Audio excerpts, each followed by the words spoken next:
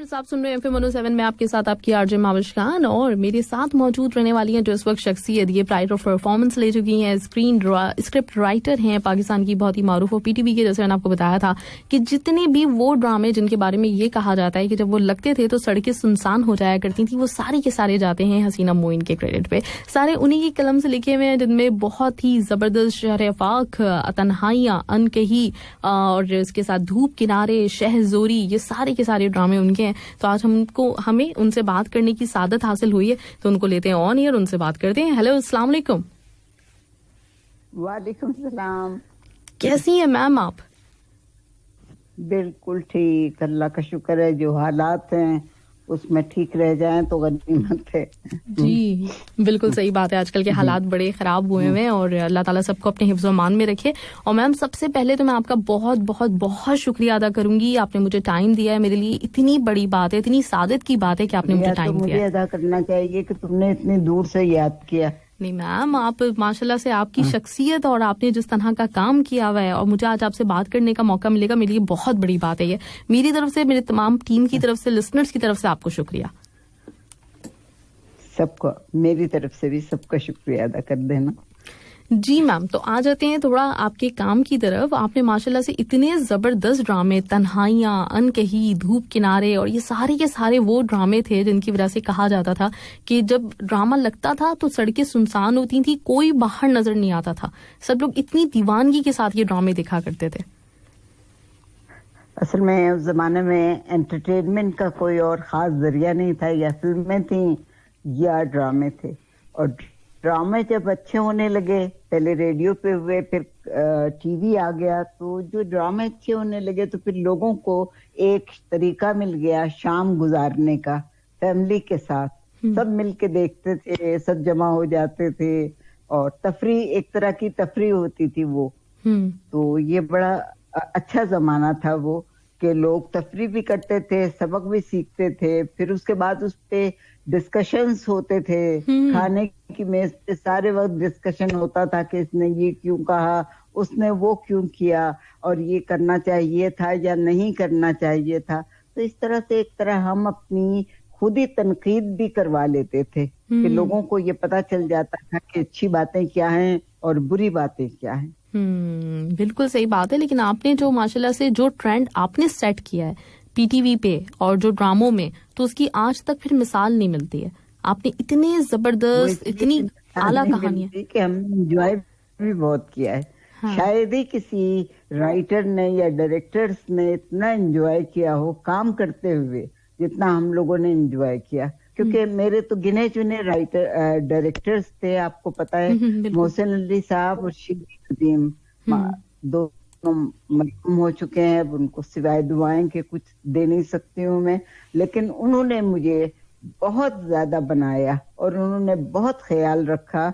और हम चूंकि तकरीबन हम उम्र ही थे, इसलिए हमारी दोस्ती भी बहुत हो गई थी और हमने एंजॉय भी बहुत किया और काम भी बहुत किया। जबरदस्त मैम। अच्छा, थोड़ा सा तो मैं ये जी हाँ जी, आप मैं ये कहना चाह रही थी कि यूनिवर्सिटी से जो मैं गई हूँ टीवी, उसके बाद 40 साल तक मैं टीवी से बाहर नहीं निकली। मतलब मुस्तकिल एक सीरियल लिखती गई, और सीरियल की आपको मालूम है कि 13, 14, 15, कभी कभी 26 किस्तें होती थी। तो वो तो पूरे साल गुजरते चले गए, पता भी नहीं चला मुझे। बिल्कुल सही बात है। तो ये आगाज कैसे हुआ था? एक तो मैं ये लिखने का पूछना चाहूंगी और थोड़ा सा कुछ हमें अपने बचपन के बारे में बताइए कि बचपन कैसा गुजरा था, क्योंकि इतनी आपने जो कहानियां लिखी हैं उन आपको खुद भी अंदाजा होगा कि आपकी कहानियों को पाकिस्तान में अब तक कॉपी किया जाता है, इंडिया में बेशुमार मूवीज में कॉपी किया गया है, तो वो कहानियां अलग हैं। तो ये कहानियां आपको अपने बचपन में कहीं मिली थी? कैसा बचपन गुजरा था आपका? कहानियां देखो, ये जो इंसान जो कुछ भी लिखता है, एक तो उसमें अपनी शख्सियत उसकी झलकती है, दूसरे उसका अपना माहौल होता है और उसके इर्द गिर्द रहने वाले लोग शामिल होते हैं। तो मैंने जो कहानियां लिखी हैं शुरू में, वो ज्यादातर अपने माहौल की, अपने घर के किरदारों की। मसलन अक्का बुआ की कहानी जो है वो मेरी अपनी जो बुआ थी, जो हम लोगों के बाल बांधती थी और कपड़े चेंज कराती थी बचपन में, और वो उसका था। और घरेलू माहौल हमारा इसी तरह का होता था कि अम्मा, अब्बा, बहनें और फिर रिश्तेदार आते जाते रहते थे। तो ये एक माहौल बन जाता, ये तहजीब थी हमारी, ये इक़दार वैल्यूज थे कि जब बड़े आते थे तो हम बच्चे जाके वहां नहीं बैठते थे जब तक बुलाए ना जाते थे, क्योंकि वो था बड़ों की बातों में बच्चे कैसे बोलेंगे। लेकिन अब जो ये है कि दरवाजे के पीछे से छुप छुप के सुनना, ये बड़ी सख्ती से मना था हमारे यहाँ। मतलब कुछ बातें मेरी वालिदा ने जो तरबियत के तौर पे की हैं, वो भी मैंने ड्रामे में डाल दी थी कि इस तरह नहीं होना चाहिए। और हर बच्चे ने उस तरबियत को अपना लिया, मेरी बहनों ने, मेरे भाइयों ने, मैंने।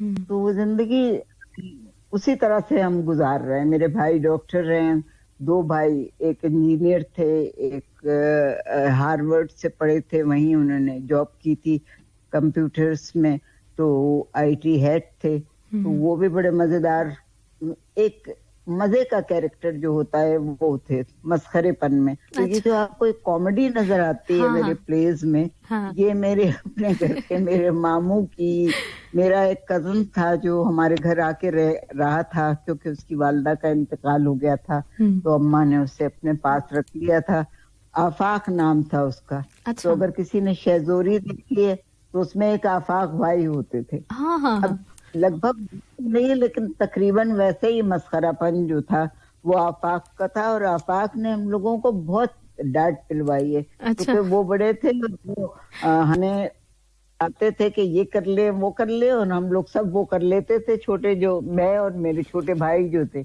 और उसके बाद जो हम डांट खाते थे कि ये क्यों किया। मसलन एक दफा ये कि कोई बारात जा रही थी, तो हम लोग बाहर गए, बाहर खड़े देख रहे थे। तो उस पे से पहले जमाने में ये रवायत थी कि शायद डोली पे से पैसे निछावर किए जाते थे। तो वो सिक्के गिर रहे थे चारों तरफ, और लोग जो थे वो उठा रहे थे। तो आफा ने कहा कि चले हम लोग भी उठाते हैं। हम सब तीनों लपक के गए और वो पैसे जमा कर लिए, जितने भी जमा हुए। फिर आफाक ने कहा कि इससे हम आइसक्रीम लेते हैं। तो वो डंडे वाली आइसक्रीम उस जमाने में मिलती थी, तो उसने कहा चलो ये लेते हैं, कुल्फी। वो ली इन लोगों ने, और खाते हुए बड़े फख्र से घर में दाखिल हुए। मेरी अम्मा ने देखा, उन्होंने कहा ये कहाँ से लिए तुम लोगों ने, पैसे कहाँ से आए। हमने कहा वो अम्मा, वो डोली पर बारात की दुल्हन के ऊपर से पैसे निछावर हो रहे थे, सब लोग जमा कर रहे थे, हमने भी जमा कर लिए और हमने आइसक्रीम ले ली। अम्मा खामोशी से आगे बढ़ी, उन्होंने हम सब के हाथ से आइसक्रीम ली और बालकनी से ली। अच्छा।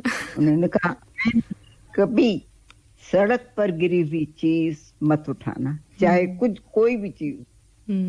और यकीन करें कि आज तक मैं इतनी बड़ी हो गई हूँ, बूढ़ी होने हो गई हूँ, लेकिन आज तक मैं सड़क पर गिरी हुई चीज की तरफ नजर नहीं डालती। ये तरबियत थी उस जमाने की। गई है कि किसी की चीज सड़क पर जो पड़ी हुई है वो किसी और की है, उसको हाथ नहीं लगाना चाहिए। बल्कि स्कॉटलैंड में एक वाकया भी हुआ था कि हम लोग स्कॉटलैंड से इंग्लैंड आ रहे थे, तो रास्ते में सर्विस स्टेशन पे रुके चाय वाय पीने। तो वहां जाके जो मैं बैठी बेंच पे, तो मुझे लगा कुछ कोई चीज चुभ रही है। तो मैंने उठ के देखा तो नीचे एक वॉलेट था किसी का, वो भरा हुआ था। अच्छा। मैंने कहा यार बेचारा छोड़ गया यहाँ। तो फिर हम लोगों ने कहा कि चलो भाई, उससे रिसेप्शनिस्ट को जाके दिया कि देखिए ये कोई छोड़ गए हैं, इस पे नाम वाम होगा तो प्लीज उन्हें दे दीजिएगा, ये नहीं कि इधर उधर मत कीजिएगा क्योंकि वो परेशान हो जाएंगे, इसमें कार्ड्स वगैरह होंगे। तो ये तरबियत आपको मिलती है जब आपके माँ बाप देते हैं। आजकल ये हुआ है कि तो माँ बाप दिलवा रहे हैं, लेकिन तरबियत बिल्कुल इस तरह की तरबियत, झूठ नहीं बोलना है, जो बात कहो बरमला आके सच सुना दो घर में। अब जैसे मैं बोल्ड थी तो जो कुछ भी होता था घर में आके बता देती थी, तो इससे फायदा ये होता है कि पेरेंट्स जो होते हैं वो अलर्ट रहते हैं और आपको प्रोटेक्ट करते हैं। आप कहीं भी खतरे की तरफ जा रहे हो तो उन्हें रोक लेते हैं। बिल्कुल सही बात है, बिल्कुल आपने बिल्कुल सही कहा। और आजकल यही एक सबसे बड़ा अलमिया बन गया है कि वाकई तालीम हम सब दे रहे हैं अपने बच्चों को, लेकिन तरबियत के ऊपर कोई ध्यान नहीं है। और पहले हमें यही चीजें, यही तहजीबें नजर आती हैं। हमारे ड्रामे भी देख लो कैसे हो रहे हैं। बिल्कुल सही बात है। अच्छा, इस पे हम बात करेंगे जो ड्रामों का आपने जिक्र किया। पहले तो मुझे बताएं, अभी आपने आफाक भाई का जिक्र किया, आपके ये ड्रामे का जो सबसे मशहूर तरीन किरदार है और वो उनके ऊपर ऐसी छाप लगी है कि आज तक वो कबाचा कहलाते हैं, ये किरदार कहाँ से आया था आपके जहन में? कबाचा कहता है, बहरोज अभी तक कहता है, हाँ। हसीना बीबी, मैं अभी तक कबाचा का खा रहा हूँ। हाँ, बिल्कुल। बड़े मजे का लगता है, बड़े मजे का है। बस वो एक जहन में आ जाता है ना कि एक किरदार इस तरह का बना और वो किरदार इस तरह का भी हो सकता है अगर थोड़ा सा सीरियस भी है। अच्छा, हमारी यूनिवर्सिटी में एक लड़का था, वो बहुत सीरियस था, लेकिन बहुत बेवकूफ लगता था हम लोगों को, तो हम लोग चुपके चुपके मजाक उड़ाते थे उसका। अच्छा। तो उसका कुछ नक्शा मेरे जहन में था या क्या था, तो वो थोड़ा सा इधर उधर से मेरे जहन में रहा। फिर हमने उसको बहरोज को कहा कि देखो इस तरह चलो कि चलते चलते बगैर किसी वजह के तुम्हें ठोकर लगी है, तुमने गमला गिरा दिया, तुमने ये कर दिया, वो कर दिया। मतलब ये बड़ी सीरियसली, ये नहीं कि तुम जान के कर रहे हो। कॉमेडी तो वही होती है कि जो खुद ब खुद हो जाती है, की नहीं जाती है। आजकल की कॉमेडी ये होने लगी है कि लोग करते हैं, उसे जान के कर रहे हैं। हमें पता है कि ये करने वाले हैं, ये कर रहे हैं, तो फिर वो कॉमेडी का मजा नहीं आता। बिल्कुल सही बात है। देखिए वो बड़ा जबरदस्त किरदार उसका कबाचा बन गया था। हाँ। इसी तरह से हसनात भाई बन गए थे। हसनात भाई का भी एक रोल था, चक्कू है मेरे पास। तो इस तरह के लोग भी चक्कू है मेरे पास। हाँ, बिल्कुल बिल्कुल। चक्कू है मेरे पास, याद आ गया मुझे। हाँ, सीरियस से, और वो बहुत ही अपने मामले में कि खबरदार मुझे कुछ कहना मत, वो तेल लगा रहे हैं, सुरमा लगा रहे हैं। अभी हमारे, चूंकि हमारे इमेजिनेशन में भी ऐसी चीजें आती रहती हैं। दूसरी बात, एक बात मैं ये भी कहूंगी, ये बड़ी सच्चाई है कि जब आप लिटरेचर पढ़ते हैं दुनिया भर का, तो कुछ ना कुछ चीजें आपके जहन में रह जाती हैं, तो आप वहां से भी ले लेते हैं। और इसमें कोई हर्ज भी नहीं है कि अगर आपने कोई मजेदार चीज कहीं से लगी तो आपने वो कैरेक्टर का कुछ हिस्सा संभाल लिया वहां से। तो इस तरह से मैंने किताबें बहुत पढ़ी हैं। अच्छा। तो शायद कुछ उसमें से भी आ गया होगा। तो इसलिए जो राइटर्स होते हैं उनको पढ़ना चाहिए, क्योंकि कैनवस बड़ा होता जाता है। जितना आप वर्ल्ड लिटरेचर पढ़ते जाएंगे उतना आपका कैनवस बड़ा होता जाएगा और आपके समझ में आएगा कि इंसान ये भी कर सकता है, वो भी कर सकता है। इंसान इस तरह का भी हो सकता है, उस तरह का भी हो सकता है।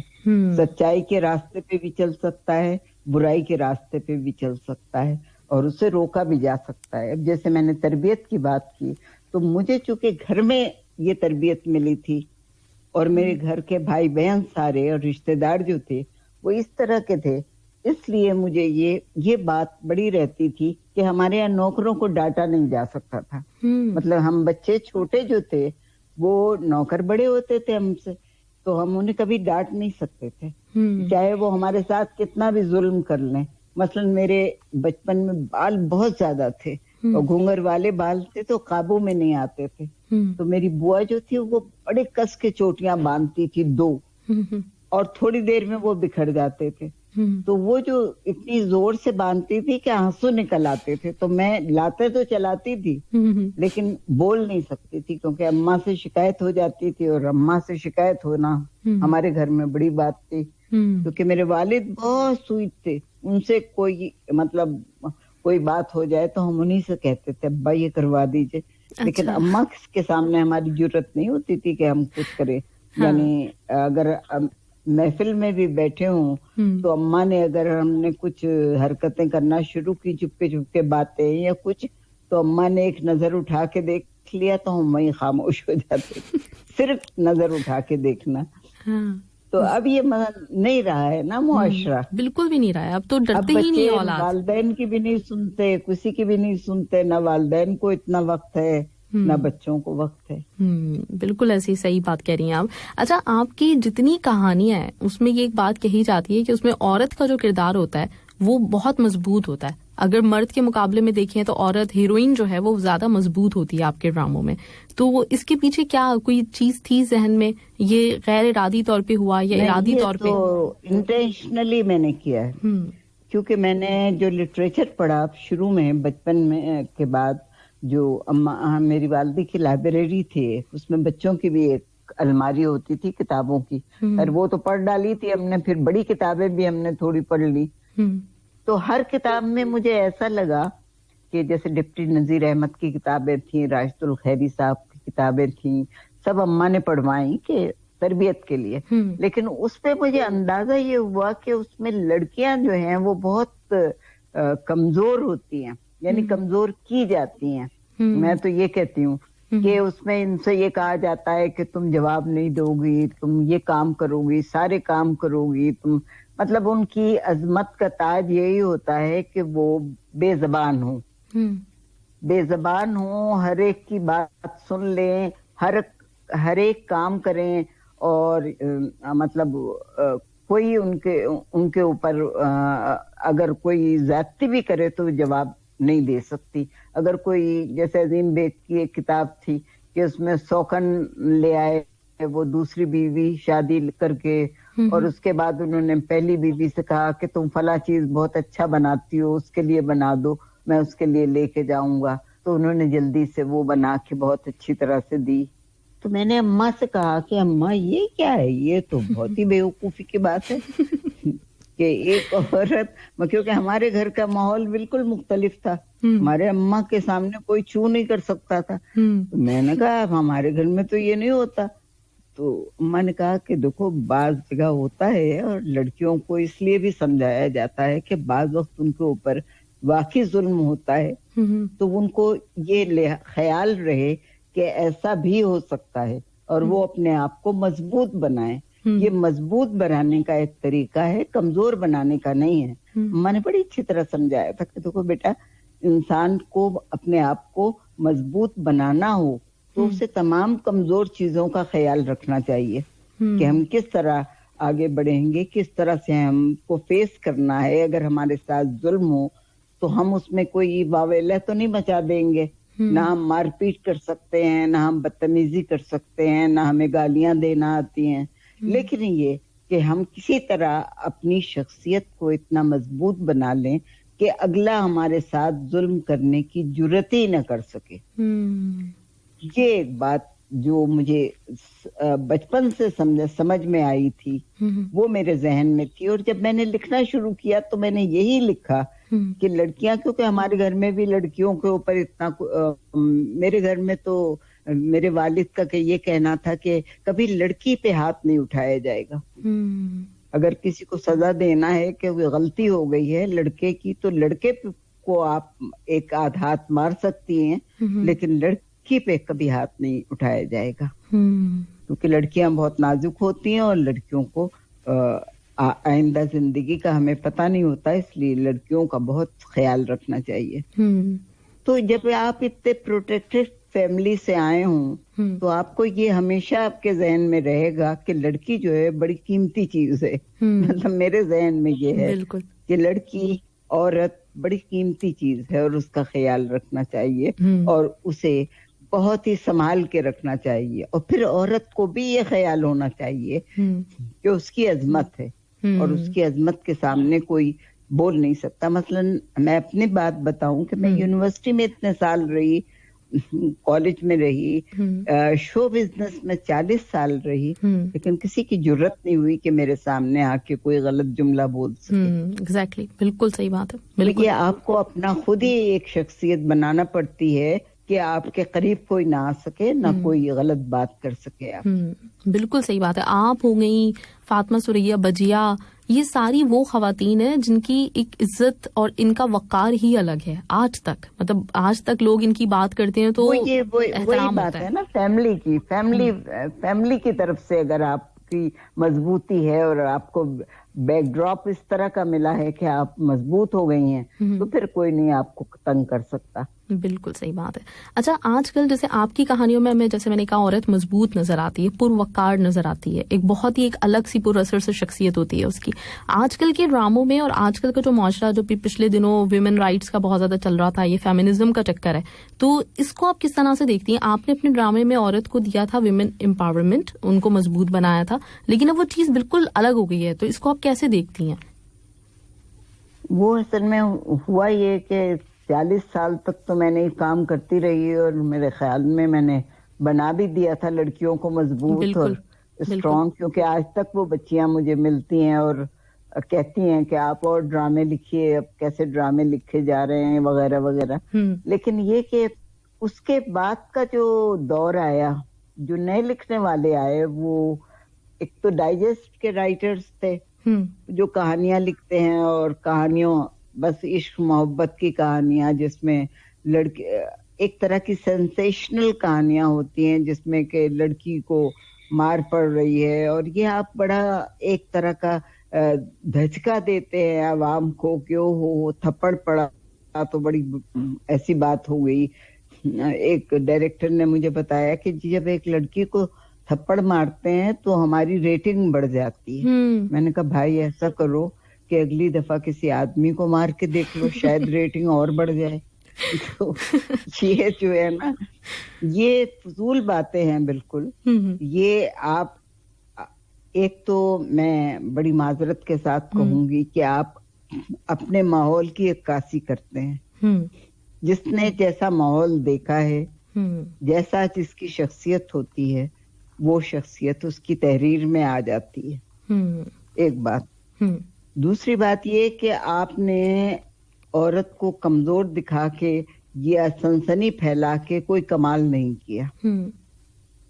बिल्कुल। आप उसे मजबूत भी दिखा सकती थी। आप ये और आप मुआशरे से बिल्कुल हट गए हैं, अपनी तहजीब से बिल्कुल हट गई हैं। यानी आप ये नहीं होता कि कोई भी लड़की अपने घर से निकल के किसी लड़के के घर में जाके बैठ जाए कि मैं तो आपको पसंद करती हूँ और मैं आप ही से शादी करूंगी। मैंने तो जिंदगी में इतनी बड़ी हो गई हूँ, आज तक नहीं देखा किसी लड़की को ऐसा करते। लेकिन अगर एक आध जगह होता भी है, अगर होता होगा, वो जैसे कॉन्फ्रेंसेस में जब बात होती है तो मैं हमेशा ये एक्स्ट्रा मैरिटल अफेयर्स जो है इनके खिलाफ बोलती हूँ। इस तरह की बातें ना कीजिए जो कि आइंदा इस पे लोग वाकई आराम से, एक दफा देखो बेहयाई का मुंह खुल जाए, एक दफा आप पर्दा हटा दें तो फिर लोग आराम से बेहयाई पे आ जाते हैं कि भाई अब तो बात खुली गई है, चलो ठीक है। तो इस तरह मत करें। लेकिन ये कि लोग ये कहते हैं कि भाई ऐसा तो हो रहा है, हमारी सोसाइटी में होता है ऐसा, चलो होता होगा, 10% होता होगा, 5% होता होगा, 20% होता होगा कहीं, लेकिन उसे आप 100% बना के अगर सबके सामने ले आएंगी, कीचड़ फैला देंगी चारों तरफ, तो फिर कीचड़ समेटेगा कौन? आप तो नहीं समेट रही, आपने रिजॉल्व नहीं किया, आपने मकसद ही नहीं बताया कि इसका मकसद क्या है। अभी मैं एक ड्रामा देखा मैंने, क्योंकि हमारे यहाँ उर्दू कॉन्फ्रेंस हो रही थी, उसमें मुझे जवाबात देना होते हैं, तो मैंने 2-4 क्लिप्स देखे। तो उसमें एक ड्रामा था जिसमें एक लड़की को पीरनी बना के बिठा दिया आस्ताने पे, और औरतें आ रही हैं और वो ख्वाब देखती है और ख्वाब बताती है और उसका नजराना मिलता है, और बाप ये काम करवा रहा है और बहन उसके जो मंगेतर है, दोनों बहनों के दरमियान एक वो चल रही है जेलसी, क्योंकि वो जिस लड़के से उसकी शादी हो रही है वो बहन भी करना चाह रही है। और एक दूसरा ड्रामा जिसमें ससुर की नजरें जो हैं वो बहू के ऊपर है। कितनी बुरी बातें हैं, बिल्कुल कितनी खराब बातें हैं ये। मैंने सिर्फ ये कहा बात उस दिन कि देखिए बात ये है कि आप लोगों ने तो लड़कियों को बेदबार कर दिया है। बिल्कुल। हर लड़की जब शादी करेगी तो वो बड़ी बेदबारी से जाएगी, क्योंकि उसे पता नहीं होगा कि उस घर में कौन आदमी अच्छा है कौन बुरा है, जेठ अच्छा है देवर अच्छा है, कौन अच्छा है कौन बुराई कर सकता है। तो वो सबसे अलर्ट रहेगी, तो वो जो अपने आप में सिमट जाएगी, वो उनसे मिक्स नहीं हो सकेगी, वो उन्हें भाई नहीं कहेगी, वो उन्हें बाप नहीं समझेगी, बिल्कुल। क्योंकि हमारे यहाँ तो जो बच्चियां जाती हैं वो तो फिर सुसर को बाप ही समझने लगती हैं और जेठ और देवर को भाई समझने लगती हैं। लेकिन आप लोगों ने इतना बुरा कर दिया है कि अब लड़कियां जो हैं, अच्छी लड़कियां जो हैं, वो खौफजदा होके जाएंगी और वो किसी के ऊपर एतबार नहीं करेंगी। फिर जब एतबार ही नहीं होगा तो फिर जिंदगी कैसे गुजरेगी? बिल्कुल सही ये इंतहाई बुराई हो रही है जिसको कोई रोक नहीं रहा है। और रोक इसलिए नहीं रहे हैं कि पैसे मिल रहे हैं। राइटर को भी पैसे मिल रहे हैं तो वो धड़ाधड़ लिखे जा रहे हैं। एक शादी हुई तलाक हुई, दूसरी शादी हुई तलाक हुई, तीसरी शादी हुई। भाई क्या है ये तमाशा? इतना आसान हो गया है कि शादियां होना एक से दूसरी, और रिश्ते भी मेरी समझ में नहीं आते कि वो पहला शौहर भी आता है, दूसरा भी आता है, पता नहीं तीसरा भी आता है। बिल्कुल। क्या हो रहा है ये? और अपनी भांजी से अपने शौहर की शादी करा दी है, पता नहीं ये भी क्या किस्सा था, ये मुझे समझ में नहीं आया। तो इस तरह की बेवकूफी की बातें अगर आप लिखना चाहें तो आप लिखते चले जाओ। भाई आप पैसे कमाना है ना, तो पैसे बनाने के लिए आप 50 लिख दो, 50 किस्तें लिख डालो। लेकिन इससे नुकसान क्या होगा? 50,000 लोगों का, 50,000 लड़कियों का। इस नुकसान की किसी को परवाह नहीं है, क्योंकि आप तो अपनी जिंदगी गुजार चुकी हो। पता नहीं आपकी बेटियां किस तरह गुजार रही हैं, आप किस तरह अपनी जिंदगी गुजारी है, आपने ये काम किए हैं या नहीं किए हैं। मैं तो यही कहती हूँ कि इंसान जो कुछ करता है वही अमल सामने आता है। बिल्कुल सही बात। आप ये ना करें क्योंकि ये इस तरह की बातें, क्योंकि ये हमारी तहजीब में नहीं है, ना हमारे इक़दार में है, ना हमारे मजहब को तो खैर मैं नहीं टच करती हूँ, लेकिन कल्चर में तो नहीं है ना हमारे। ये हमारा कल्चर ही नहीं है। आप मगरबी लिबास पहन के चलती है मगर आप लगती वही हिंदुस्तानी है। तो फिर क्या फायदा? आप अगर आप शोल्डर लेस लिबास पहन के स्टेज पे आ रही हैं और चाल आपकी ऐसी है और शख्सियत ऐसी है कि वो आप वो तो नहीं लग सकती हैं आप एलिजाबेथ टेलर। आप तो वही लगेंगी जो आप हैं। बिल्कुल। तो फिर क्या फायदा है ऐसे ड्रेस पहनने का? अपनी ड्रेस पहनो, अपनी ड्रेस की जो शान है वो अलग बात है। बिल्कुल सही बात है। बिल्कुल। ये जो चीजें हैं ये खराबियां ला रही हैं। और खराबी कौन करवा रहा है? इसका मेजर जो मैं कहती हूँ ब्लेम जाता है, ये चैनल हेड्स पे है। अगर वो रोकना चाहें तो रोक दें। पीटीवी पे स्क्रिप्ट एडिटर होते थे जिस जमाने में मैंने काम किया है, इफ्तिखार आरिफ साहब होते थे, मुदब्बिर रिजवी साहब होते थे, और उसमें एक लफ्ज भी अगर इधर से उधर उन्हें लगे कि शायद इसकी मीनिंग कुछ और ली जाए तो वो चेंज करवा देते थे। और जाहिर है उस जमाने में ना कपड़ों पे इतना जोर था, आम कपड़े पहने जाते थे, वही शलवार कुर्ता दुपट्टा।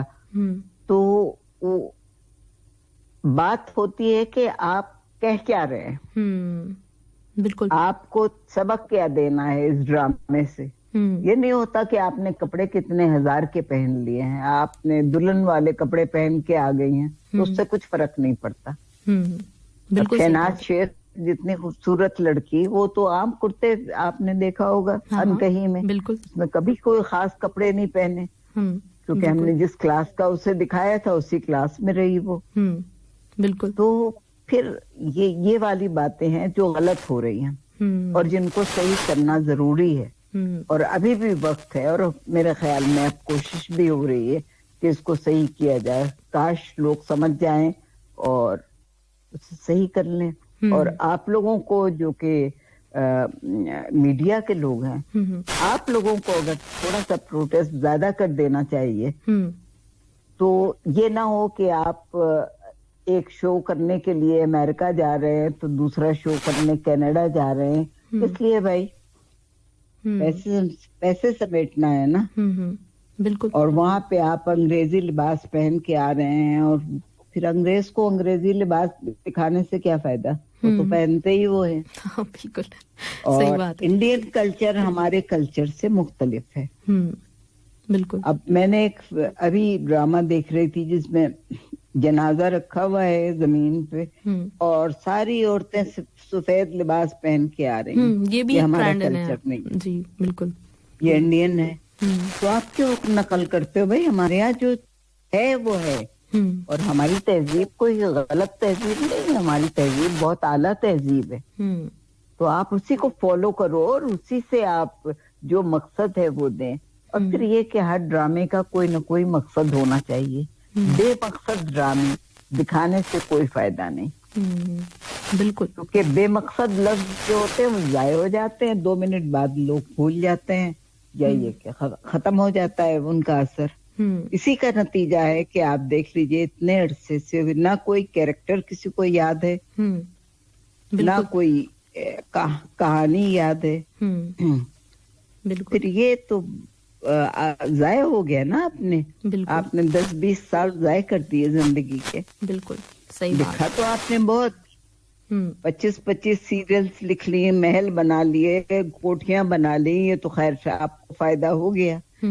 लेकिन लोगों की जिंदगी के इतने साल आपने जाया कर दिए, क्योंकि उन्हें तो एक लफ्ज भी याद नहीं कि कौन कौन था।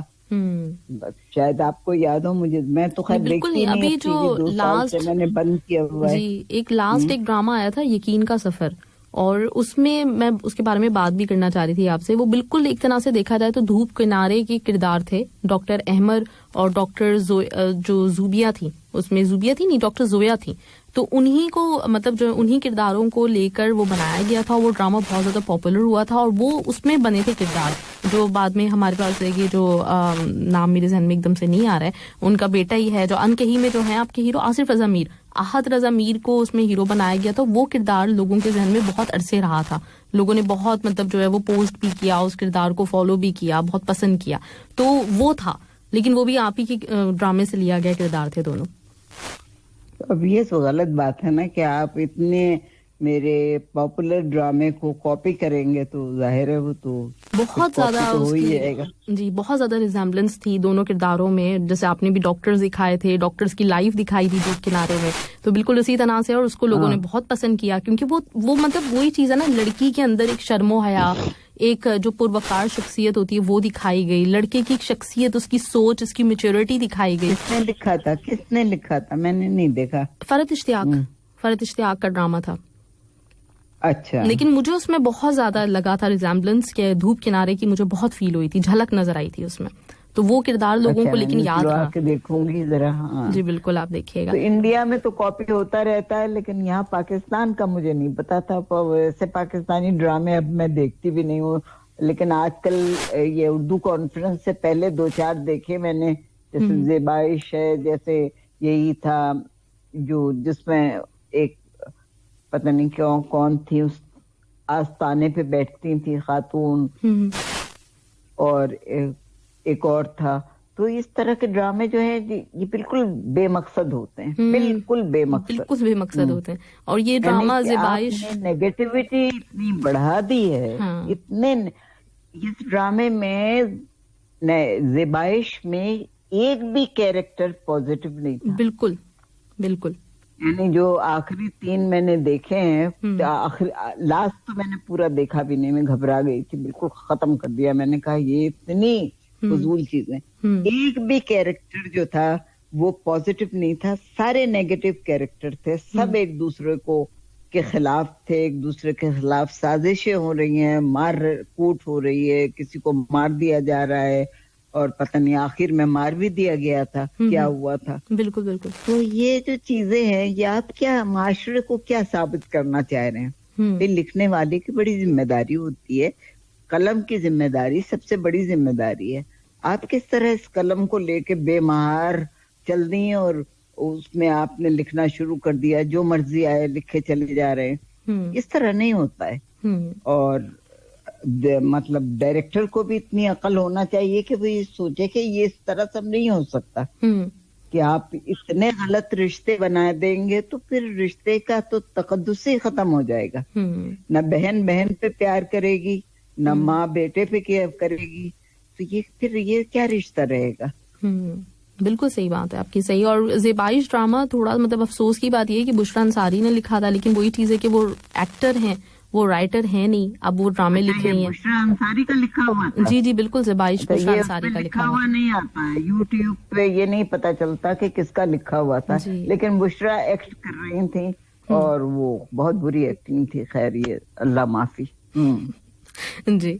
अच्छा, तो ये भी एक रीजन है ना कि अब एक्टर और जो लोग भी जिस फील्ड में थे उन सब लोगों ने राइटिंग को बेसिकली इजी भी बहुत समझ लिया है कि किसी के भी मतलब जिसका दिल चाहता है वो सोचता है कि मेरी कोई कहानी है, कहीं से पढ़ी थी, कुछ थी, तो वो मैं लिख देता हूँ और उसको ड्रामा बन जाता है। तो इसलिए ये चीजें सामने आ रही हैं। यानी जिंदगी की कहानी, वैसे तो खैर जिंदगी की कहानी से ड्रामे बनते हैं, लेकिन देखो लिखते वक्त ये ख्याल रहता है कि जिंदगी हम पे गुजरी है, इन लाखों लोगों पे तो नहीं गुजरी है जो देख रहे हैं। अगर हम इन्हें जिंदगी का इतना बुरा रुख दिखा देंगे तो इनका तो एतबार टूट जाएगा ना जिंदगी पर से, इनकी जिंदगी की खूबसूरती पर से इनका एतबार टूट जाएगा। तो आप उसे तो बरकरार रखें कम से कम। बिल्कुल सही बात। लेकिन हम बरकरार नहीं रख रहे हैं, हम उसे खराब से खराब तर करते चले जा रहे हैं, कीचड़ उछाल रहे हैं, समेट नहीं रहे हैं बिल्कुल। तो ये गलत काम जो हो रहा है, इस काम को रोकना चाहिए और ये सबका फर्ज है, आवाम का भी, लिखने वालों का भी, करने वालों का भी, चैनल्स का भी। लेकिन अब ये है कि 50 चैनल हो गए हैं, हर रोज उसमें पता नहीं कितने ड्रामे होते हैं, तो कौन देख रहा होगा उनको? नहीं, वो अब उस तरह से देखे भी नहीं जाते। बिल्कुल सही कह रही हैं आप, देखे भी नहीं जाते और फिर वो कहानियां उतनी स्ट्रॉन्ग देखता होगा। बिल्कुल। अब उसमें अब गलती ये हो रही है कि उसमें बाद अच्छे भी अगर ड्रामे आते होंगे तो वो अननोटिस चले जाएंगे क्योंकि कोई देखेगा नहीं। बिल्कुल। तो ये ऐसे जो है ये तो या तो हर चैनल को चाहिए कि सिर्फ एक ड्रामा दिखाए रोज और वो महदूद करें, उसका असर हो कुछ, उसको चेक करके भेजे। चेक करने वाले नहीं रहे पैसे बचाने के लिए, जो ऑडिट उसके लोग होते हैं, जो स्क्रिप्ट कंटेंट हेड होते हैं, उनको हटा दिया गया है। तो वो फिर किस तरह कौन चेक करेगा? डायरेक्टर, अच्छा डायरेक्टर भी या तो ट्रेन डायरेक्टर हो। अब आजकल ट्रेन डायरेक्टर तो रहे नहीं है, किसी ने 2-4 दिन एक्टिंग की 2-4 ड्रामों में, उसके बाद वो डायरेक्टर बन के आ गया। बिल्कुल ऐसे ही। तो अब ये भी एक मसला है कि हर आदमी डायरेक्टर नहीं बन सकता। बिल्कुल सही बात है। और ना हर आदमी राइटर बन सकता है। अगर आप आर्टिस्ट हैं तो आर्टिस्ट ही रहिए, राइटर बनने की कोशिश न करें। और अगर आप राइटर हैं तो डायरेक्टर बनने की कोशिश न करें जब तक कि आपने ट्रेनिंग न ली हो, उसकी बाकायदा आपको पता न हो डेफिनेशन ड्रामे की क्या होती है, हिस्ट्री क्या है ड्रामे की, कहाँ कहाँ बना है ड्रामा, कौन कौन से ड्रामे हैं। जब तक आपकी पूरी फुल्ली मालूमात ना हो, आप उस फील्ड में ना जाइए जिसमें आपको कुछ पता नहीं है। और अगर आप जाएंगे तो फिर आप यही करेंगे मस्खरापन जो हो रहा है आजकल। बिल्कुल ऐसे ही, सही कह रही हैं आप। अच्छा, आप जैसे ये एक डायरेक्टर या राइटर पहले इतना ज्यादा कॉन्शियस हुआ करता था अपने काम के मामले में, जैसे आपके बारे में ये मशहूर है कि आप अपनी हीरोइन को बकायदा चूज करती थी यूनिवर्सिटीज जाके, ऐसा है क्या कि बकायदा कॉलेज यूनिवर्सिटी से ढूंढ के लेकर आती थी आप?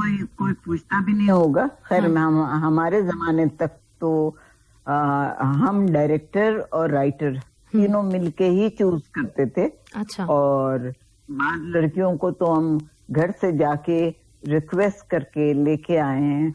और वो चूंकि जाहिर है नाम भी मेरा हो गया था इसलिए लोग दे भी देते थे। जैसे शहनाज शेख को मैं लेके आई थी, घर गई थी उसके वालिदैन से बात। शहनाज मेरी फैन भी थी इसलिए वो राजी भी हो गई, वरना वो राजी होने वालों में से नहीं है।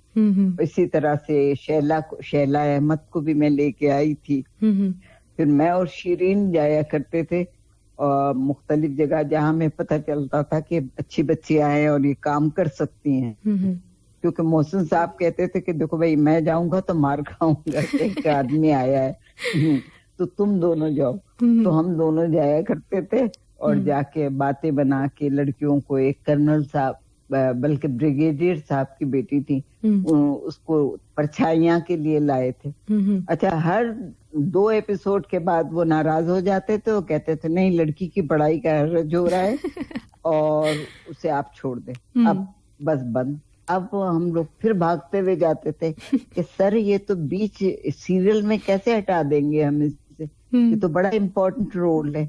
थोड़े दिन आप देखिए, हम तो साथ रहते हैं, शिरीन है, मैं हूँ, तो हम तो 24 घंटे साथ रहते हैं इनके। हम तो कभी अकेले इनको नहीं छोड़ते, और घर छुड़वाया जाता है इनको, तो खैर फिर उन्हें मना के ले आते थे। इसी तरह से नादिया खान की वालदा को मैंने फोन किया, उसे अच्छी लगी थी मुझे, तो उन्होंने कहा कि देखिए मैं इनके वालिद से पूछ के बता सकती हूँ। और थोड़ी देर बाद उनका फोन आया कि उनके वालिद ने कहा है कि अगर हसीना मोइन का ड्रामा है तो नादिया को मैं इजाजत दे रहा हूँ। फिर नादिया को मैं ले आई थी, तो नादिया बहुत अच्छी साबित हुई। तो इस तरह तमाम हीरोइंस जो हैं, इनको हम खुद ही जाके उनसे वालिदैन से बात करते थे, उनको तसल्ली देते थे।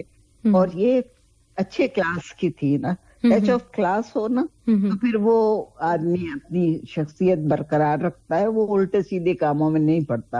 अब इन लोगों को ना मेकअप की फिक्र होती थी ना कुछ, सुबह करवा लिया बस, रात तक सारे सीन उसी में कर लिए। आजकल लड़कियां जो है वो सारे वक्त मेकअप की फिक्र में रहती हैं, बाल ऐसे हों तो मेकअप हर वक्त, हर शॉट के बाद मेकअप दोबारा से रीटच किया जाए। तो मेकअप से कुछ फर्क नहीं पड़ता, खूबसूरती से भी कुछ फर्क नहीं पड़ता। आपकी एक्टिंग, आपकी शख्सियत आपको आगे बढ़ाती है और आपको सिखाती है और आपको दिखाती है कि आप क्या हैं। जो रोल आपको मिला है, आपको पहले उसको सोचना चाहिए कि वो क्या हो सकता है। सोचता तो कोई नहीं है, क्योंकि आप 10 ड्रामों में काम कर रही हैं, क्योंकि आपको पैसे जमा करना है। तो वो रोल तो आप सिर्फ आके बोल देती हैं लाइनें, लाइनें बोलने से तो वो ये है कि वो कानों से टकरा के वापस चली जाती हैं। बिल्कुल, तो ये मतलब ये बात बिल्कुल सही है कि आप अपनी हीरोइंस को चूज करती थी। अच्छा, तो उस वक्त आप जब देखती थी किसी को भी और ऑफर करती थी, तो आपके जहन में क्या मतलब क्राइटेरिया क्या था कि ऐसी लड़की होनी चाहिए? वो जो हमने लिखा होता था ना, हाँ, जो कंसीव किया होता था कैरेक्टर, हाँ, उसके बारे में। अब जैसे ये सलीम नासिर थे, सलीम नासिर ने उस वक्त तक कोई भी कॉमेडी कैरेक्टर नहीं किया था। वो सीरियस कैरेक्टर करते थे या तारीखी ड्रामे कर रहे थे, लेकिन वो हम लोगों के कमरे में आके बैठते थे और बातें करते थे, तो वो मस्खरापन लगता था कि वो कर सकते हैं। तो फिर अनकही के लिए हमने उनको मामू चुना था कि नहीं आप करेंगे। उन्होंने बहुत जबरदस्त किया, बहुत आला, बहुत जबरदस्त।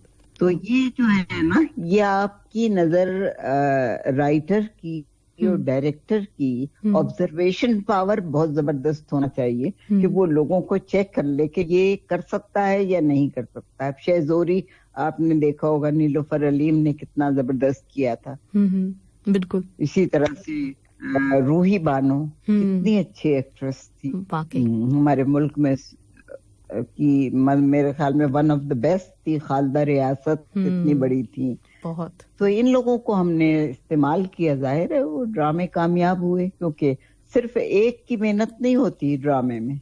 ड्रामे में राइटर की भी होती है, डायरेक्टर की भी होती है, आर्टिस्ट की भी होती है। ये टीम वर्क होता है, और जब तक आप टीम वर्क अच्छा ना हो, काम नहीं चलता। तो टीम वर्क हमारा इसलिए अच्छा होता था कि हम सब मिल के बैठते थे, डिस्कस करते थे। अगर किसी आर्टिस्ट को थोड़ा सा परेशानी होती थी कि ये लफ्ज उससे नहीं बोले जा रहे हैं, तो फिर हम उसे चेंज भी कर देते थे कि चलो तुम्हारी जबान पे। जैसे एक ड्रामा स्कॉटलैंड में हम कर रहे थे, उसमें मैंने उसको लिखा था, जो लड़का था उसमें, कि वर्ड्सवर्थ ने ये कहा है, और वर्ड्सवर्थ की लाइनें थी उसमें। तो उसने मुझे कहलाया लड़की से कि हसीना आपा से कहो कि मुझसे ये लफ्ज नहीं निकल रहा है, आप इसे चेंज कर दें। फिर मैंने उसे कीट्स कर दिया। मैंने कहा आसान है, कीट्स कह लो, और कीट्स की लाइनें डाल दी उसमें। तो ये होता है कि आपको अपने ऊपर, अगर आप नहीं बोल सकते कोई चीज तो गलत मत बोलिए। अंग्रेजी नहीं बोल सकते मत बोलिए, क्योंकि उर्दू के ड्रामा आप कर रहे हैं, अंग्रेजी का नहीं कर रहे हैं। बिल्कुल सही बात है। अच्छा, इससे मुझे याद आया, आपका जो अनकही ही ड्रामा था उसमें बच्चे का जो रोल था जिब्रान, और वो भी बहुत ही मशहूर, बहुत बहुत जबरदस्त वो रोल था, एक बहुत अच्छा किरदार था जिसको आज तक लोग याद करते हैं। और मेरा ख्याल है वैसा चाइल्ड स्टार भी हमें दोबारा नहीं मिला और वैसा किरदार भी दोबारा बच्चों के लिए नहीं लिखा गया। बहुत बहुत खूबसूरत बच्चा था वो, बहुत अच्छा। अच्छा, उन्होंने, और तुमको पता है ये जी ये आइडिया कहाँ से आया था? कहाँ से आया था? ये मेरी सबसे जो बड़ी बहन है, हाँ, उनका पहला बेटा जो हुआ था, हाँ, उसके हार्ट में सुराख था। ओ सही। हाँ, और वो हालांकि वो पिंक बेबी था, वो ब्लू बेबी भी नहीं था, लेकिन ये कि वो ज्यादा एक्सरसाइज नहीं कर सकता था, ज्यादा उसको मतलब मेहनत नहीं कर सकता था फिजिकली, क्योंकि डॉक्टर्स ने कहा हुआ था कि इसका ऑपरेशन करना होगा। लेकिन आपजान डरती थी, वो खुद भी डरता था और वो नहीं करवा सकी ऑपरेशन, क्योंकि उनके हस्बैंड की भी जल्दी डेथ हो गई थी। बाद में खैर वो बच्चा भी खत्म हो गया। लेकिन ये कि वो जो आइडिया था वो वहीं से मैंने लिया था। और जिब्रान को चूंकि मैं बहुत पसंद करती हूँ, हाँ, खलील जिब्रान की सारी किताबें मेरे पास हैं, इसलिए मैंने सारे जुमले उसको शेक्सपियर के या जिब्रान के दे दिए थे, ताकि पता चले कि एक बच्चा जिसकी कोई बाहर की जिंदगी नहीं है, उसके अंदर की जिंदगी जो है वो कितनी रोशन है। वो जिब्रान को पढ़ता था, शेक्सपियर को पढ़ता था, बड़ी खूबसूरत बातें करता था, जिसपे के मामू डांटते भी थे कि उतनी बड़ी बड़ी बातें मत किया करो। हाँ। और बहन भी डांटती थी, लेकिन हाँ। सब उससे प्यार भी बहुत करते थे। हाँ, उससे, उस किरदार से तो पूरे पाकिस्तान ने प्यार किया है और आज तक करते हैं। अच्छा, उन्हीं के हवाले से मैं आपको बताना भी जा रही हूँ हसीना आपा कि इनका नाम जो चाइल्ड स्टार था, आप तो यकीनन जानती हैं, फैसल बिलाल थे वो। और उनसे मेरी अभी बातचीत होती है, बल्कि मैंने उनसे कहा भी था, तो उन्होंने आपको सलाम कहा है और आपका बहुत शुक्रिया अदा किया उन्होंने। अरे वाह, बहुत शुक्रिया उनका, मेरा भी सलाम कह देना। जी बिल्कुल। नहीं, ऐसी कोई बात नहीं है जी। तो आप लोगों ने किसी चीज को पसंद किया तो ये तो मेरी खुश नसीबी है। और देखो, लफ्ज जो है ना, ये अल्लाह की तरफ से अता होते हैं, हम अपने आप से नहीं लिख सकते।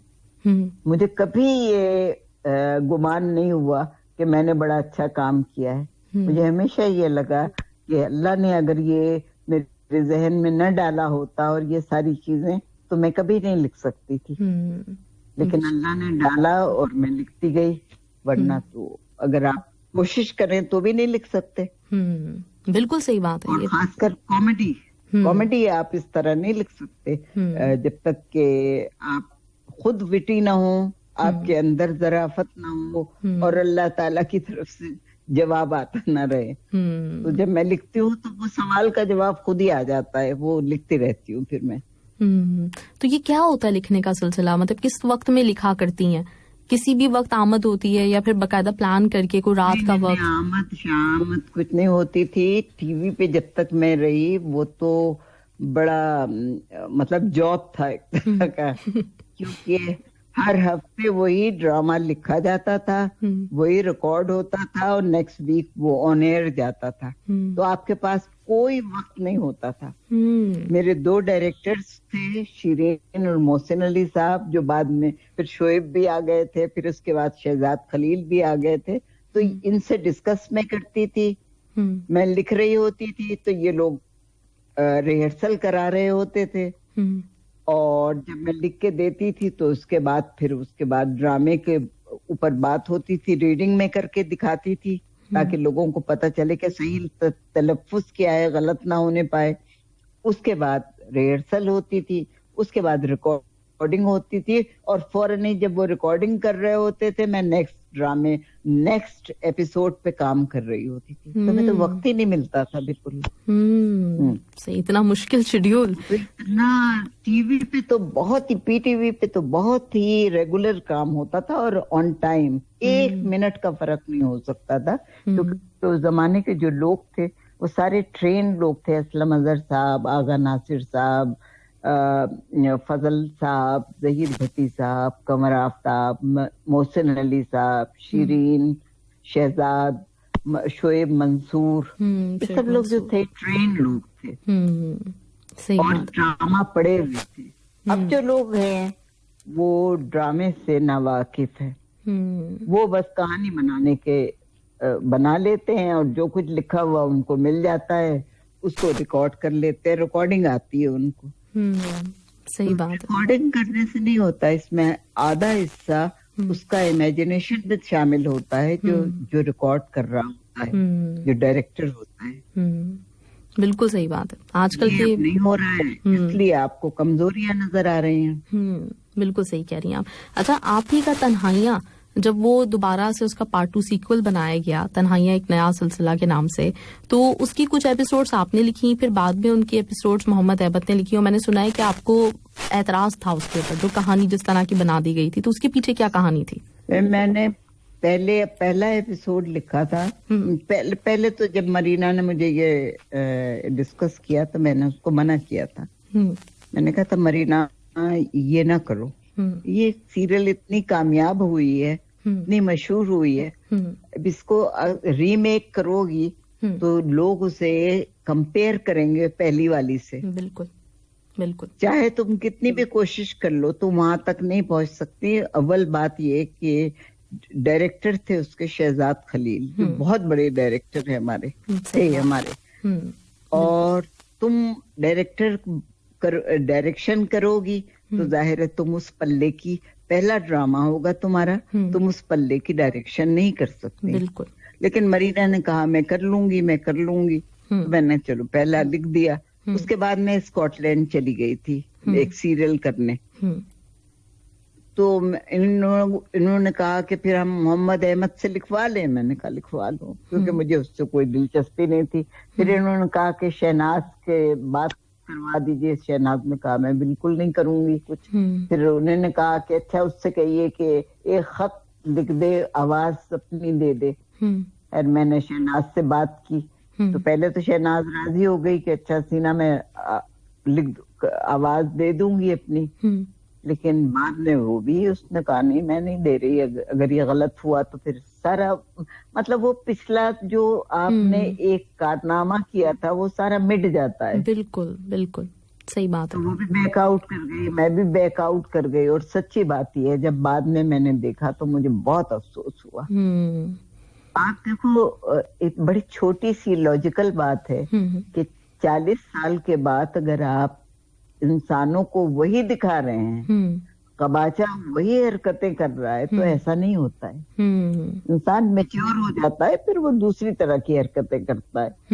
वो ये नहीं करता दरख्त पे चढ़ के झाकेगा, इस तरह नहीं होता है। ना मरीना उस तरह शर्माएंगी, ना दूसरी हरकतें होंगी। तो वो सब गड़बड़ हो गया, फिर मैंने देखा ही नहीं वो। पहले तो मैंने उनसे रिक्वेस्ट की कि मेरा नाम हटा दें इसमें से, मगर वो ये चक्कर था कि उन्होंने उसे ब्रांड बना दिया था, ऑलपर्स वालों ने ब्रांड नेम दे दिया था। तो उसने कहा कि अगर आपका नाम हटाएंगे तो वो ऑलपर वाले हट जाएंगे। मैंने कहा ये तो कोई बात नहीं है भाई, मेरा नाम क्यों खराब कर रहे हो तुम लोग। फिर घर आए हमारे सबके सब रो रहे, मरीना रो रही थी, तो मैंने कहा चलो ठीक है दे दो, जो मर्जी है, मैं तो नहीं देखूंगी, लेकिन तुम लोग जो मर्जी आए करो। और खैर उससे कोई भी खुश नहीं हुआ। मुझे अफसोस भी हुआ कि उसने अपना इतना अच्छा नाम उसका वो भी खराब हुआ। बिल्कुल सही बात है, आपने बिल्कुल सही मशवरा दिया था।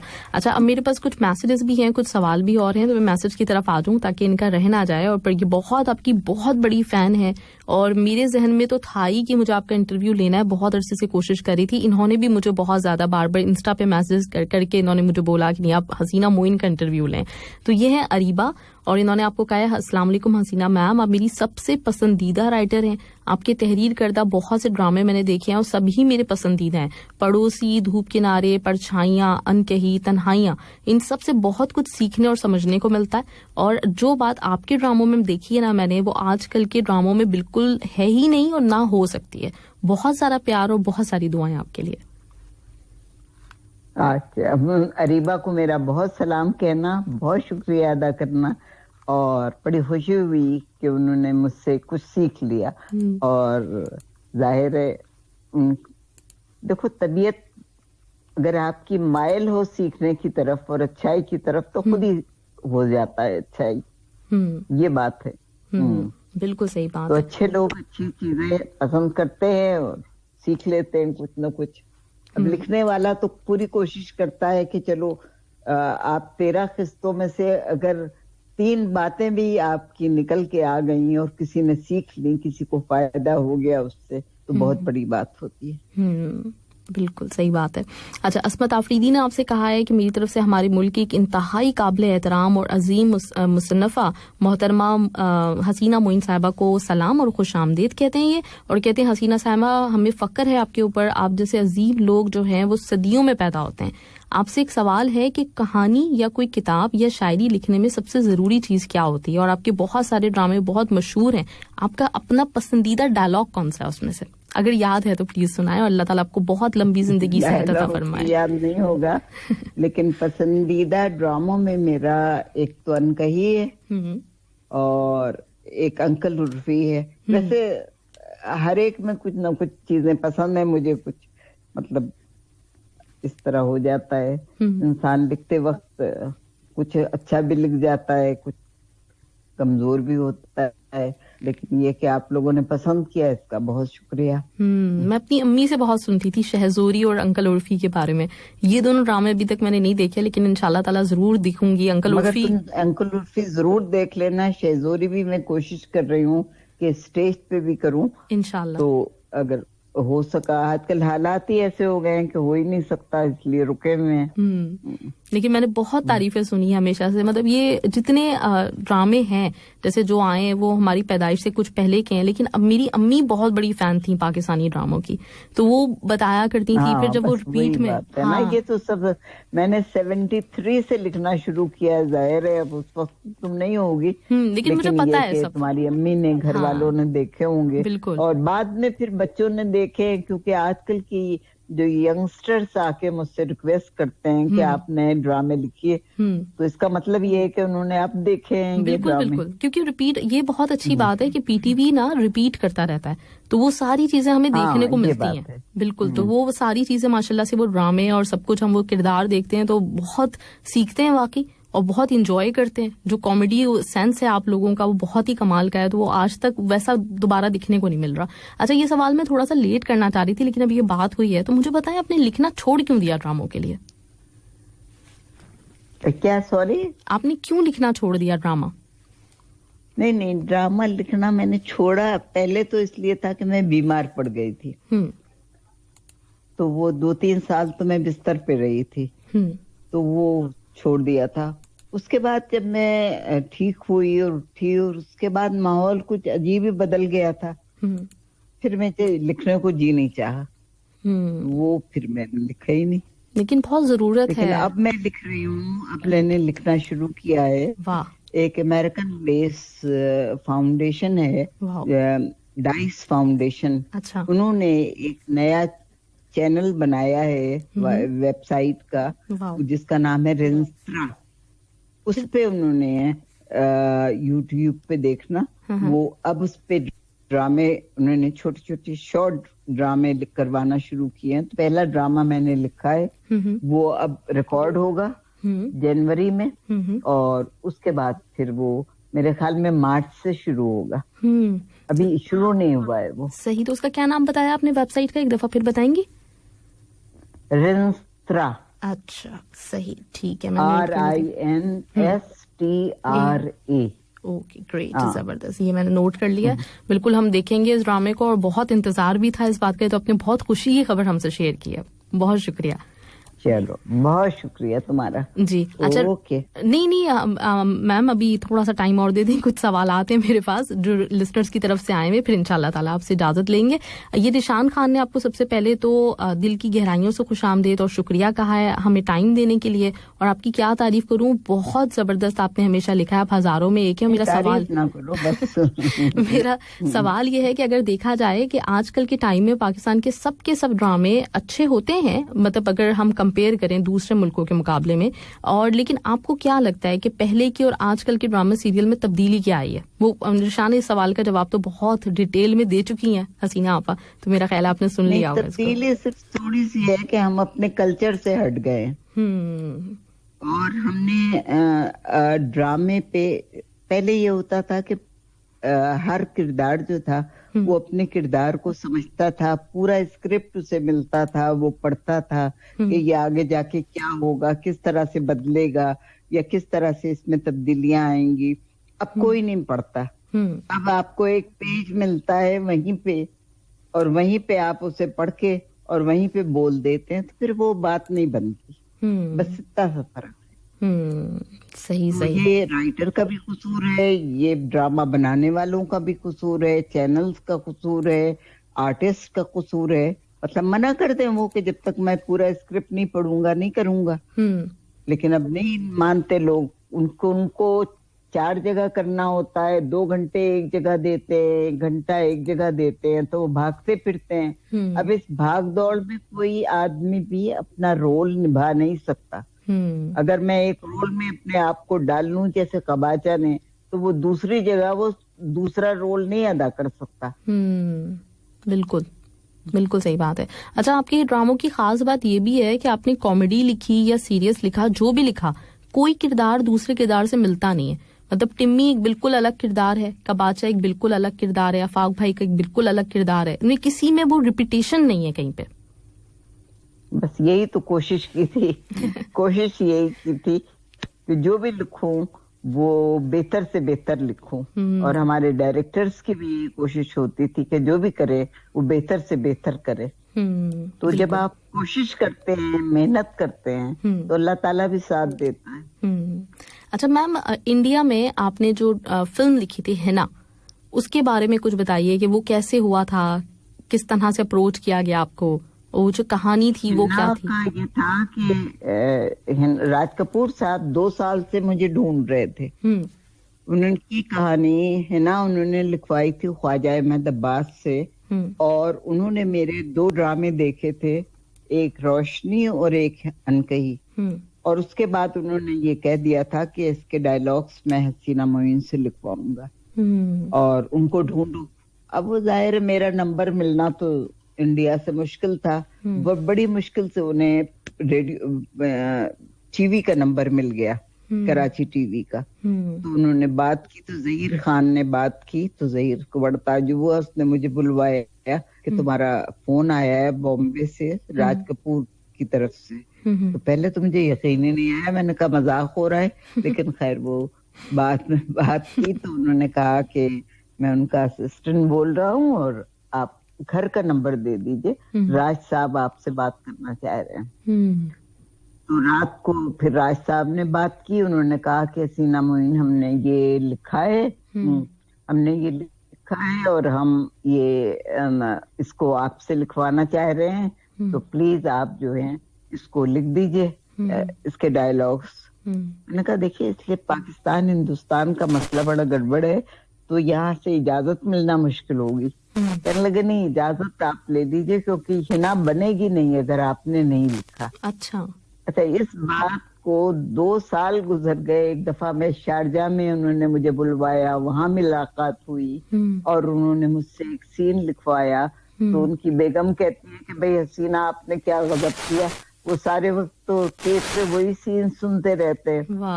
तो मैंने कहा कि वो अब जो लिखवाया था वो तो लिख दिया था, लेकिन ये कि उसके बाद फिर इजाजत लेके पूरा लिखना बड़ा मुश्किल काम था। फिर मैंने इजाजत ली, फिर मैं इंडिया गई और बहुत शानदार इस्तकबाल उन्होंने किया, जो कि मैंने कभी किसी ने नहीं किया था। कि उन्होंने पूरे इंडिया के सारे शहर खूबसूरत दिखाए मुझे, एक आदमी भेजा मेरे साथ और तमाम 5 स्टार्स होटल्स में ठहराया। मैं और मेरी बहन गए थे, तो हम दोनों वहां जाके, उन्होंने कहा सारे इलाके जो आप देखना चाहती हैं, जो जाहिर है मैंने नहीं देखे थे, मैं बचपन में चली आई थी इंडिया से, तो वो सारा कुछ देखा। और उसके बाद जब वापस आए हम, तो उन्होंने जो आखिरी दावत हुई राज कपूर साहब के घर में, उनकी बेगम भी बहुत स्वीट थी, बहुत अच्छी मेजबान थी, बच्चे उनके सारे। अच्छा, एक बात कितनी बड़ी है देखो, कास्टिंग के मामले में उन्होंने मुझसे बात की, तो उन्होंने कहा कि मैं राजीव को, अपने छोटे बेटे को, उसका हीरो बनाना चाहता हूँ हिना का। अच्छा, मैंने कहा कि राज साहब अगर आप बुरा न माने तो मैं कुछ सजेस्ट करूं। तो उन्होंने कहा बोलिए।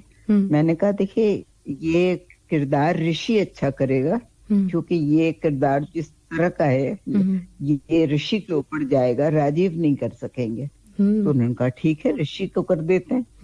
फौरी बगैर 1 मिनट के तवक्कुफ के उन्होंने उसे चेंज कर दिया और उसे ऋषि को कर दिया।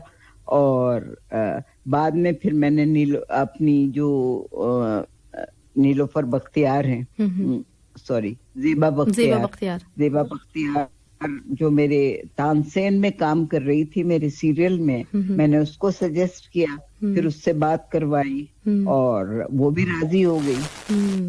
राज साहब तो खैर जिंदा नहीं रहे उस दौरान, लेकिन बाद में 1 साल के बाद उनके इंतकाल के रणधीर ने दोबारा मुझे बुलवाया और ज़ेबा को बुलवाया और उसके बाद फिर उसकी शूटिंग हुई। बहुत अच्छी फिल्म बनी थी। बहुत अच्छी फिल्म थी, बिल्कुल। तो उधर आपका मैंने देखा है आपकी तस्वीरें दिलीप कुमार के साथ भी हैं और लोगों के साथ भी, तो सबसे मुलाकात हुई थी आपकी?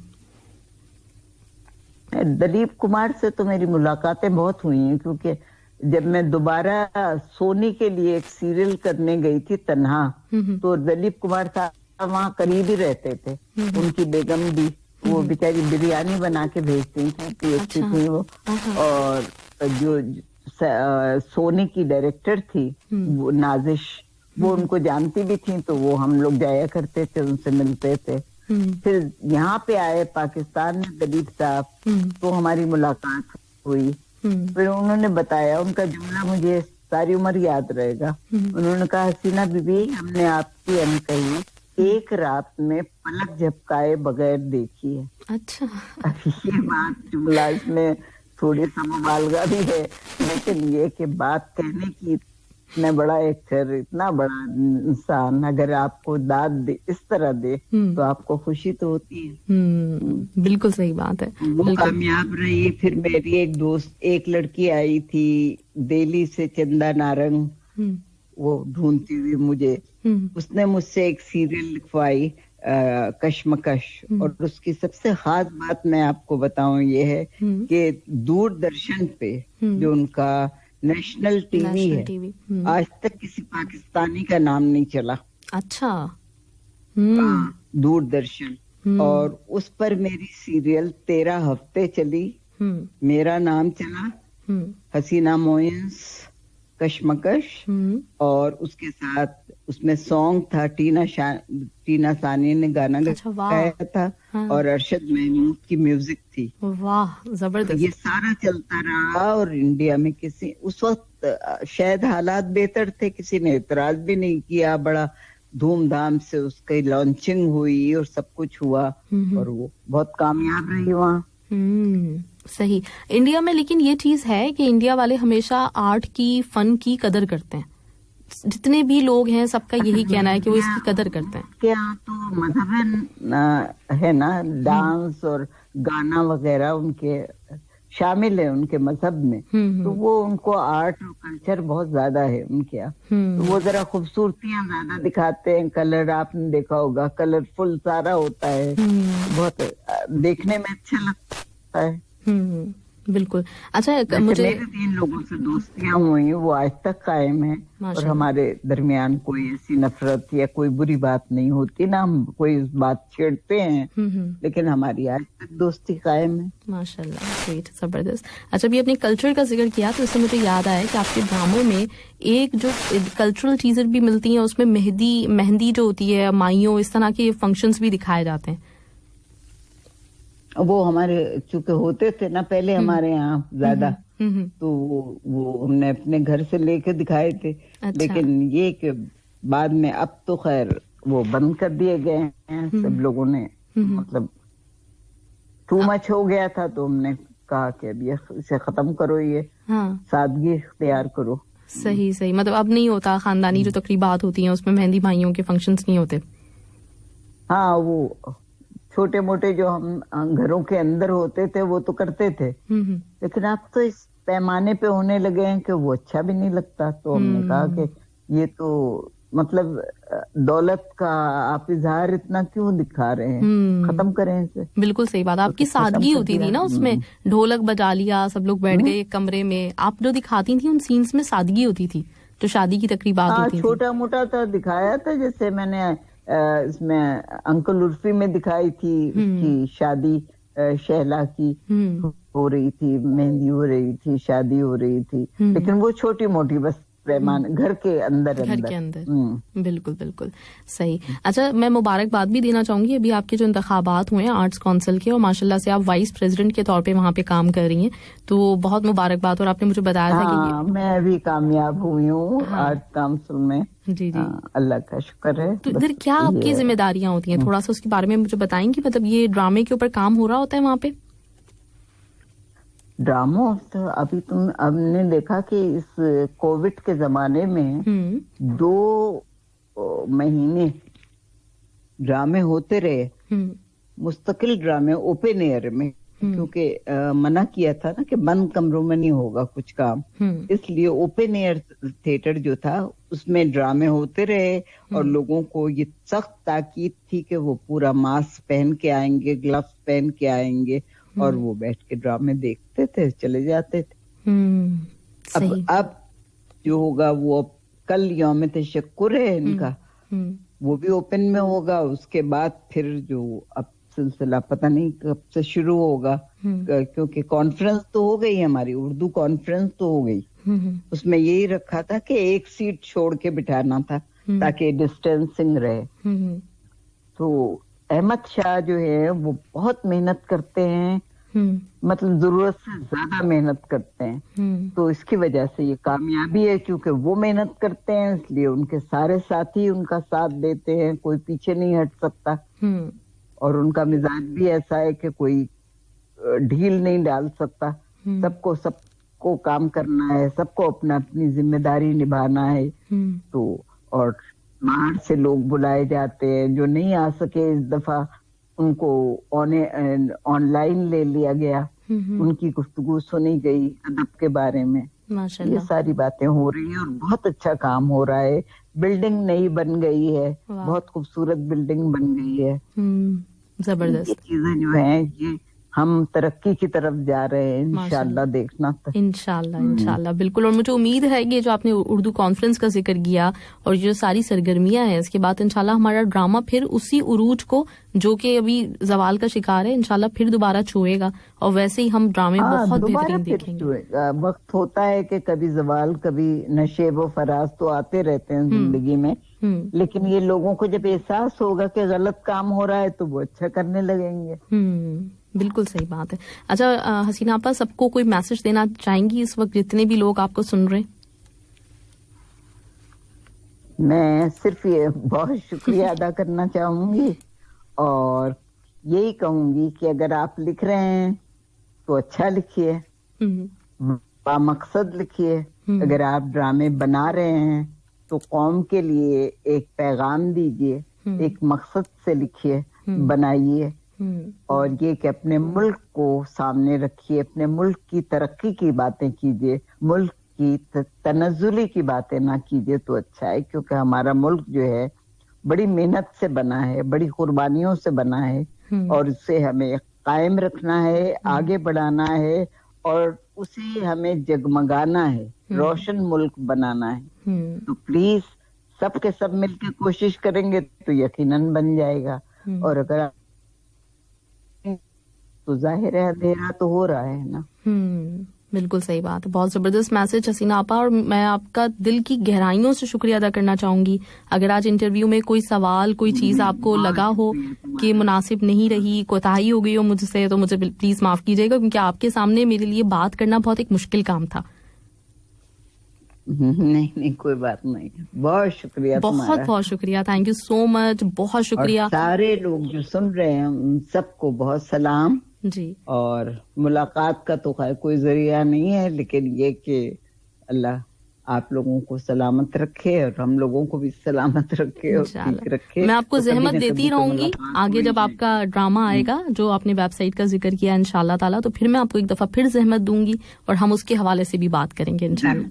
ठीक है, चले मैम, बहुत ख्याल रखिएगा अपना, बेतहाशा हमारी आपकी हम सब लोगों की दुआएं आपके साथ हैं, आपकी सेहत के लिए, आपके आने वाले काम के लिए, आपकी लंबी उम्र के लिए। अल्लाह ताला आपको ताहयात रखे। करना बिल्कुल इंशाल्लाह, वो सबको अच्छा रखे, सबको तंदुरुस्त रखे और पाकिस्तान से ये वबा, बल्कि सारी दुनिया से ये वबा खत्म हो जाए इंशाल्लाह, आमीन। बहुत शुक्रिया ma'am, thank you so much. आमीन। इंशाल्लाह फिर बात होती है आपसे। खुदा हाफिज। अल्लाह हाफिज। खुदा हाफिज। अल्लाह हाफिज।